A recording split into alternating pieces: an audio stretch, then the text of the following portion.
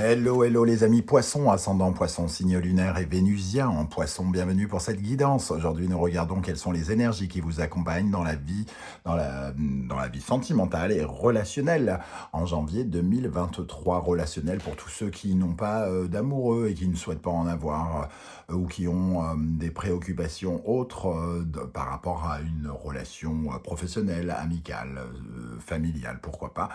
Dans ce cas-là, ça pourrait vous parler de cette relation. Je vous rappelle que c'est un tirage général qui ne va pas parler à tous les poissons de la même façon. D'ailleurs, ça pourrait ne pas parler à certains d'entre vous. Ne prenez que les messages qui vibrent avec ce que vous vivez. Je vais vous proposer plusieurs interprétations. Vous prenez évidemment celle qui correspond le plus à votre situation. Je vous encourage comme d'habitude à regarder la vidéo de votre signe ascendant, de votre signe lunaire et vénusien si vous les connaissez, afin d'avoir de plus amples détails et pourquoi pas recevoir d'autres messages. N'hésitez pas également à adapter mon vocabulaire pour qu'il corresponde davantage à votre situation. En barre d'infos, vous trouverez mon adresse email si vous désirez des renseignements pour les tirages personnalisés. Vous trouverez également différents liens qui vous mèneront vers les guidances que j'ai effectuées pour votre signe récemment, comme par exemple la bonne surprise qui vous attend en janvier 2023, la guidance générale de janvier 2023, les messages de vos guides, mais également les bonnes surprises qui vous attendent pendant le premier semestre 2023. Donc il y a 2 vidéos bonnes surprises cette fois-ci exceptionnellement. Voilà, on va pouvoir commencer avec l'énergie principale qui vous accompagne dans la vie sentimentale et relationnelle. Pensez bien à liker cette vidéo, à vous abonner si ce n'est pas déjà fait, à commenter, ça me fera plaisir. Voilà, nous avons le jugement inversé. Alors le jugement inversé, ça nous parle en général de petites contrariétés, de petits retards. Donc rien de très très grave la plupart du temps avec cette énergie. Ça nous parle peut-être d'ivresse mentale, on rêve un peu les yeux ouverts et on y croit avant même que ce soit arrivé, mais on sent quand même que les choses sont presque, on peut presque les toucher quoi quelque part. On manque un peu on va dire, de pondération, donc on essaye de faire du forcing et peut-être qu'on n'est pas assez dans l'attente justement, que les choses se dégagent, que les choses se libèrent ici. Et voilà, le jugement, c'est la libération, c'est le dégagement, c'est les révélations. On attend que quelque chose soit révélé peut-être et on attend un petit peu, elles ne sont pas révélées, la personne ne dit pas les choses au rythme à laquelle on aimerait que ce soit dit. Par exemple, on vient de rencontrer quelqu'un et on attend la déclaration d'amour de quelqu'un et on n'a pas de ses nouvelles. Ou alors elle donne de ses nouvelles mais elle ne dit pas ce qu'on attend qu'elle dise. Elle ne se révèle pas, entre guillemets. Ou alors c'est vous qui ne vous révélez pas, c'est soit l'un, soit l'autre. À chaque fois dans les tirages, ça peut vous parler de vous ou vous parler de la personne qui est en face de vous.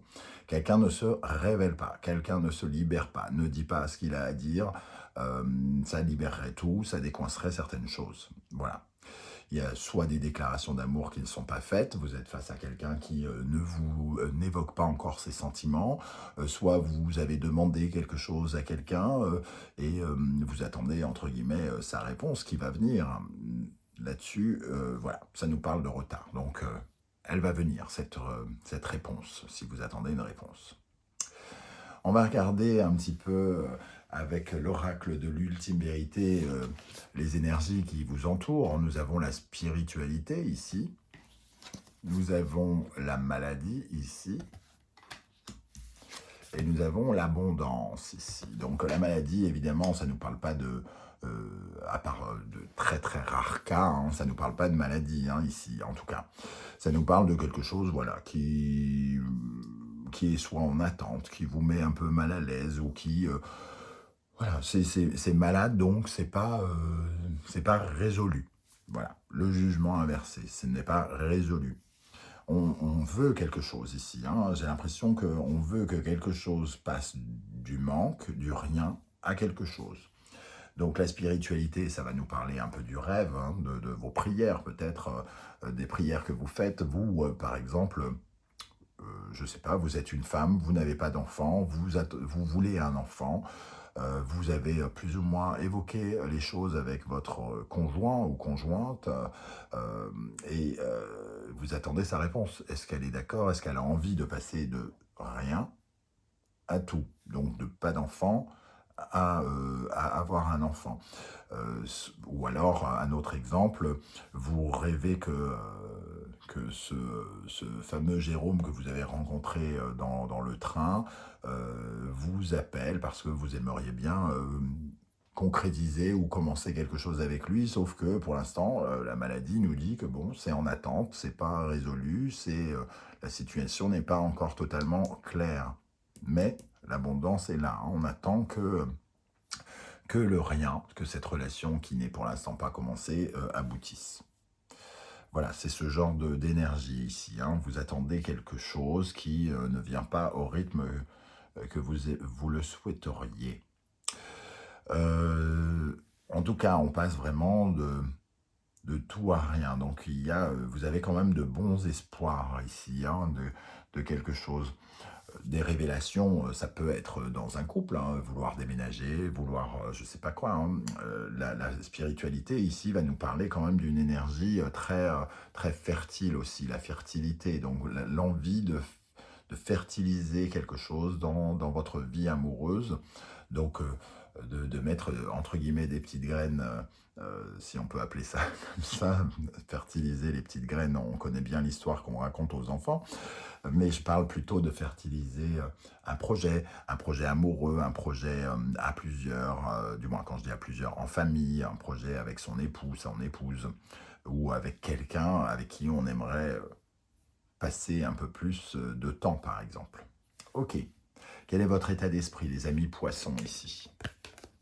L'étoile, vous avez beaucoup d'espoir. En tout cas, voilà, vous faites un peu ce que je disais, les prières ici, hein. L'étoile, ça nous parle en tout cas d'amour, de tendresse, de quelque chose de simple, de quelque chose de délicat, d'un épanouissement, d'envie, de quelque chose d'esthétique aussi. Ça peut nous parler de beauté, de confiance dans la destinée.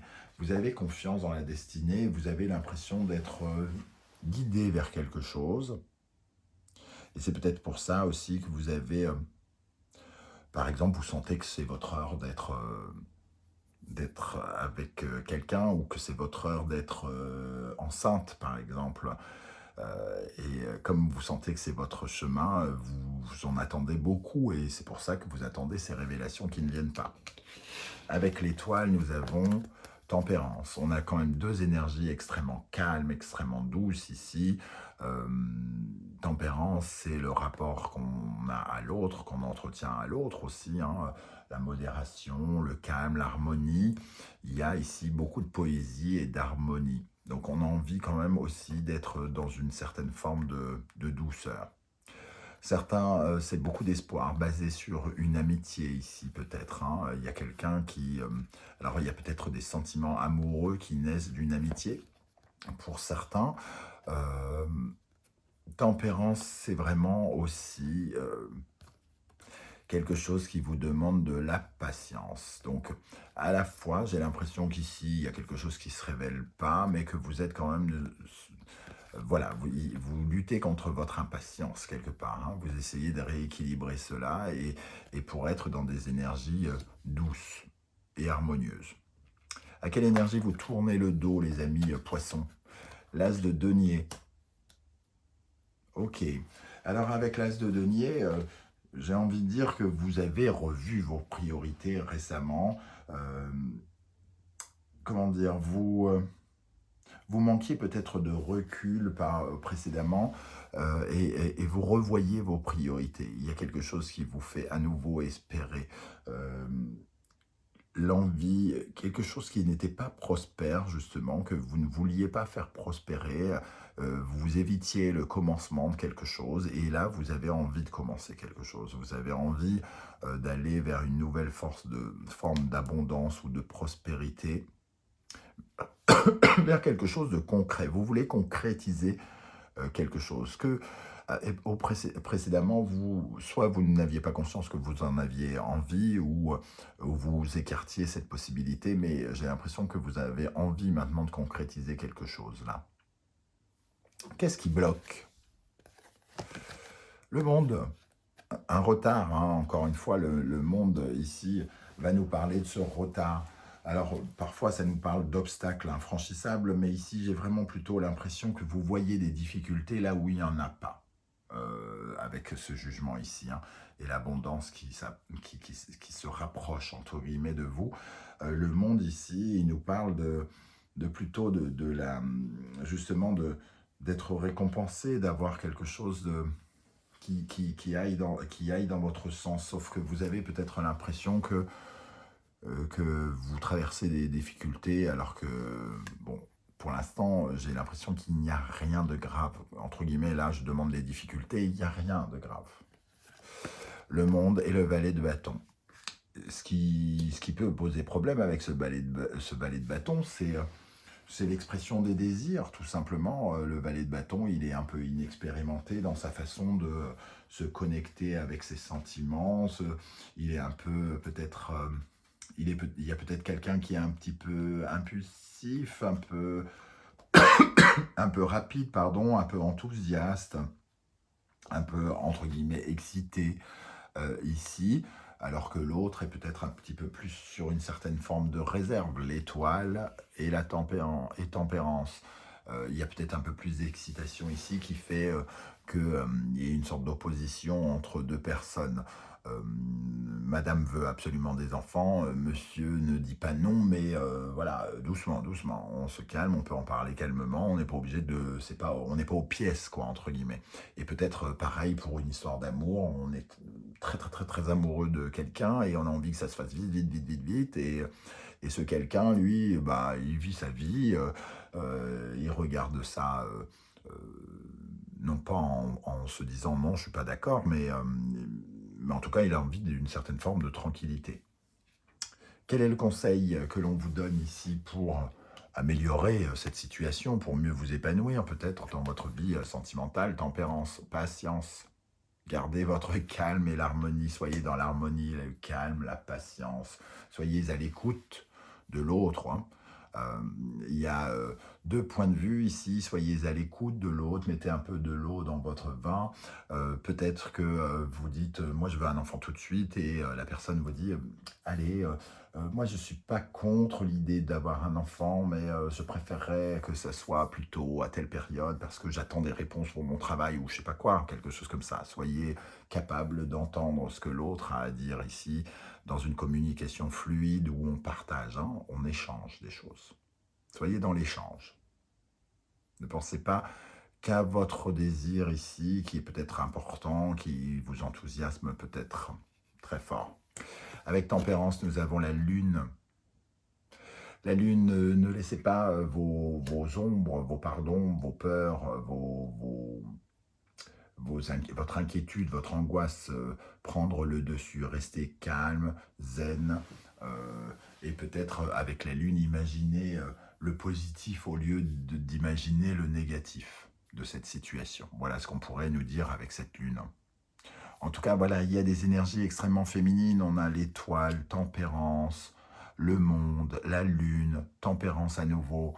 Il y a quelque chose de délicat, de tendre comme atmosphère. On vous invite à quelque chose de doux, les amis poissons, là-dessus, hein, de ce côté-là. Comment les choses vont évoluer ici? Le diable, la tentation. Peut-être que la passion arrive, justement, peut-être que l'enthousiasme va arriver. En tout cas, j'ai l'impression qu'on pourrait avoir une réponse un peu plus enthousiaste avec ce diable. Il y a, semble-t-il, en tout cas, une certaine forme d'attraction, hein. Si on parle d'être attiré par quelqu'un, il y a une attraction ici, ça nous parle de l'attraction.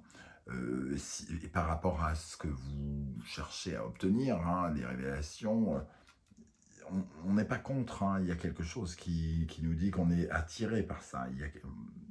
La personne est probablement attirée par ce que vous lui dites, mais elle ne veut pas non plus se laisser pervertir, elle ne veut pas se laisser envoûter, elle veut peut-être réfléchir. Elle prend peut-être plus de temps pour réfléchir à ça, hein, au fait de se sentir à l'aise avec ses décisions, de se laisser tenter. Le 6 de bâton, il y a une tentation victorieuse ici, hein, donc on rééquilibre quelque chose par rapport à la tentation. Peut-être que dans cette discussion, on peut essayer de voir des éléments pour justement que l'attraction des choses se fasse de façon plus harmonieuse, hein, parce qu'ici, on a ce sentiment d'harmonie aussi. On travaille pour convaincre. Le diable, ici, il y a quelque chose de charismatique. Peut-être que quelqu'un arrive à convaincre l'autre, hein, en tout cas, quelqu'un a peut-être les arguments pour convaincre l'autre. Soit on parle de votre image, de votre aspect phéromonal et sexuel qui est très attirant. Peut-être que vous êtes très charismatique et que vous arrivez à attirer la personne que vous cherchez à attirer ou que vous attirez la réponse que vous cherchez à attirer. En synthèse de ce tirage, nous avons les énergies de l'amour, les amoureux ici, et le 7 d'épée. Donc, oui, il y a une décision qui sera prise ici. Avec le 7 d'épée, ça nous parle de... comment dire, de persévérer dans son état d'esprit, de continuer à travailler sur cette relation avec intelligence, quelque part, avec intelligence, mais l'amour ici, peut-être il y a quand même un choix qui est un peu méfiant, hein. On est attiré, mais il y a peut-être quelqu'un qui prend une décision, qui fait un choix ici, avec un peu de méfiance. Ça manque un peu, peut-être, j'allais dire d'honnêteté. C'est pas forcément que ça manque d'honnêteté, c'est-à-dire que il y a quand même, on peut peut-être pas tout exprimer, tout simplement, et que on se laisse tenter, mais on reste un petit peu sur nos gardes, peut-être, avec le 7 d'épée. On a quand même cette pie hein, qui a volé une bague, donc il faut aussi faire attention de ne pas être totalement dans le forcing, que l'autre soit vraiment d'accord avec nous, et peut-être que là, on est prêt à... On veut juste un oui, mais si l'autre n'est pas tout à fait d'accord, on fait pas, on s'en fout un peu. Il y a vraiment cette notion ici que je ressens. Donc peut-être assurez-vous d'avoir un oui avec quelqu'un qui veut encore plus et qui est encore plus confiant. Ça pourrait peut-être aider la situation dans laquelle vous êtes. Voilà comment je ressens en tout cas les énergies ici. Je ne sais pas du tout comment ça va vous parler les amis poissons. Je ne sais pas de quoi parle ce jugement inversé dans votre vie, hein, cette révélation que vous attendez. Donc n'hésitez pas à commenter pour me dire justement comment ça vibre dans votre vie, comment ça vous a parlé ou pas parlé. J'aurai plaisir à vous lire et à vous répondre. N'hésitez pas à liker cette vidéo, à la partager, vous abonner si ce n'est pas déjà fait. C'est très important pour moi, ne relâchez pas vos efforts, comme moi j'essaye de ne pas relâcher les miens avec les vidéos. Je vous en remercie. On se retrouve très très bientôt pour une guidance, cette fois-ci 100% professionnelle. En attendant, prenez soin de vous les amis poissons et à très très bientôt. Merci d'être là. Ciao ciao.